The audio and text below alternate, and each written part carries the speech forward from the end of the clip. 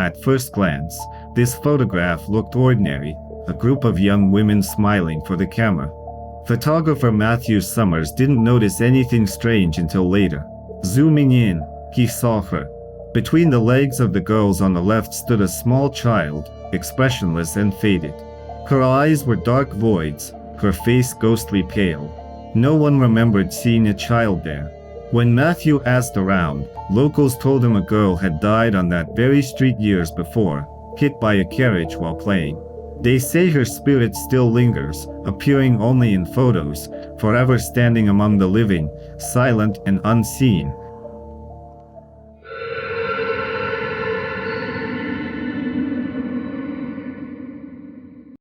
In 1959, Mabel Chenery visited her mother's grave. It was a quiet, gray afternoon. On her way home, she snapped a casual picture of her husband sitting behind the wheel, smiling faintly. When she developed the photo later, her blood ran cold. On the back seat, visible through the window, was another face, sharp, ghostly pale, with unmistakable eyes. Mabel's mother, the woman whose grave she had just visited. Experts reviewed the image but found no sign of tampering. For Mabel, the message was clear. Her mother had wanted one last ride home.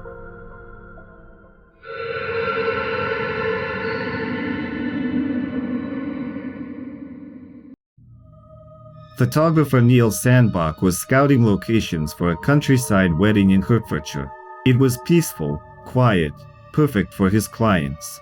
He took a few test shots around the barn, capturing the light and setting. But later, when he looked at the developed photos, a chill ran down his spine. In one frame, standing by the barn door, was a glowing figure of a young boy in white clothing. His face was blurred, his body faintly transparent. When Neil showed the image to the couple, they fell silent. "We've heard stories," they said, "about a ghost boy who wanders these fields. Some claim he was a farmhand who died centuries ago in an accident. Others say he was buried nearby, never found peace.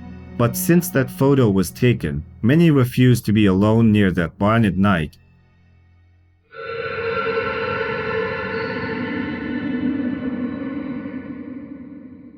A visitor to the Ulster Folk and Transport Museum in Northern Ireland took what should have been a harmless picture inside an old train carriage. He was alone, or so he thought. When the photo was developed, two more passengers appeared. One sat to his left, a gaunt man with hollow eyes, staring directly at the camera. The other, on the right, had clearer features and even cast a reflection on the polished floor. Investigators who reviewed the image claimed it was impossible. There was no one else inside, and the lighting made reflections from outside unlikely. The man who took the picture said he no longer rides trains. "If they're still traveling," he said quietly, "I want no part in their journey."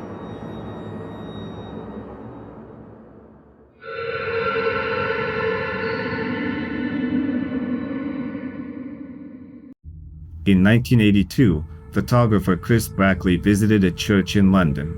The building was quiet, filled with echoing whispers of the past.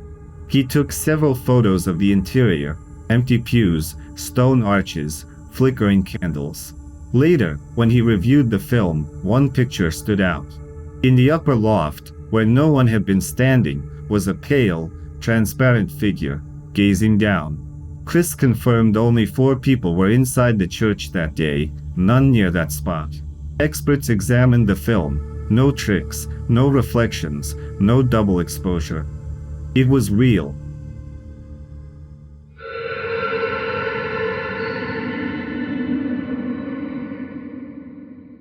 The Decibel Hotel in Romania had stood abandoned for years, its walls crumbling and its silence oppressive. Locals avoided it, claiming a tall woman roamed the halls, a spirit guarding the ancient Roman treasures buried beneath the foundation. In 2008, Victoria Iovan entered the hotel with her boyfriend, camera in hand.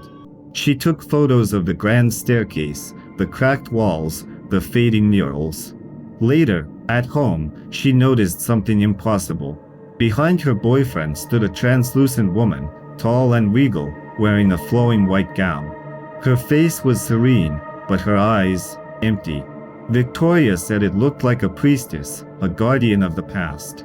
Experts tried to debunk the image, but nothing could explain the figure's presence.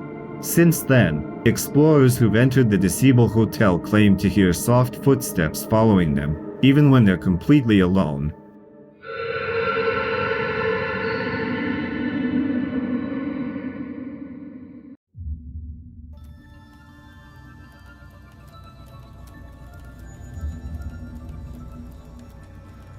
In one scene, actor Ted Danson stands by a window, and just behind the curtain, a young boy appears, pale and expressionless, staring straight into the camera.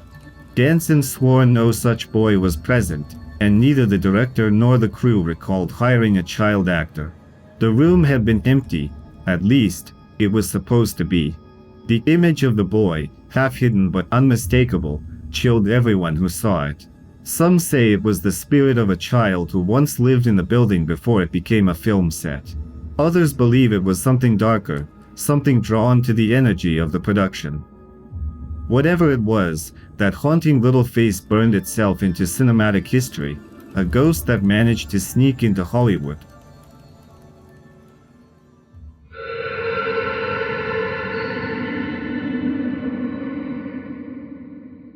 Behind Diana, something pale sat silently in the pews, a ghostly woman draped in white, her small hat tilted slightly to the side, her clothes from another century. The photo captured her perfectly, though no one remembered seeing anyone there. When Diana and her husband returned to the church the next summer, they questioned the staff, asking if anyone had ever seen a woman like that. The priest hesitated, then spoke of the White Lady, known among locals as the Healer. According to legend, she appears beside those in need of recovery, sometimes to comfort, sometimes to warn. Diana remembered she had been sick during that time, unable to shake a strange illness. After that visit, she recovered completely. The mysterious woman behind her was never seen again, but the image remains a haunting reminder that perhaps something, or someone, had been watching over her.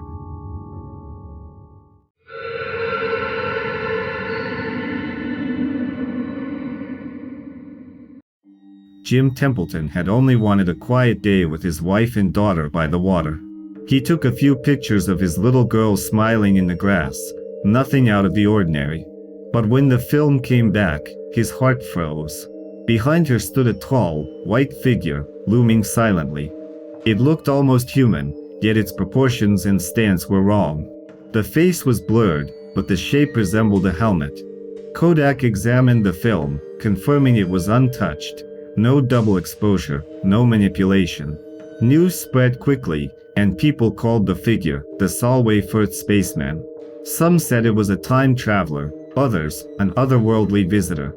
Jim swore no one else was there, the marshlands were empty. To this day, the photo remains unexplained, a moment of something impossible caught forever on film.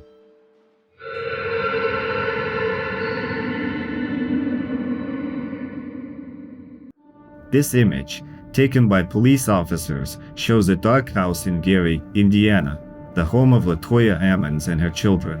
In the photo, a figure can be seen in the right window, solid, human-shaped, staring out.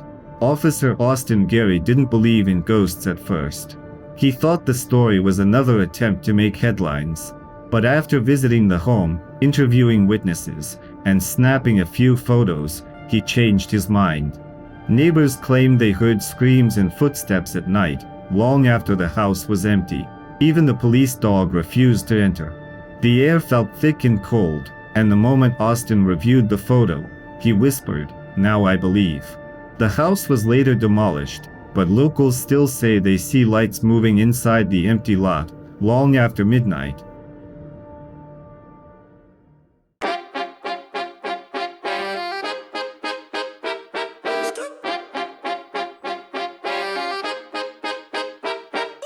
Two lost punks just running through the back streets, through the back streets, sitting through the back streets. Two lost punks just running through the back streets, through the back streets, sitting through the back streets.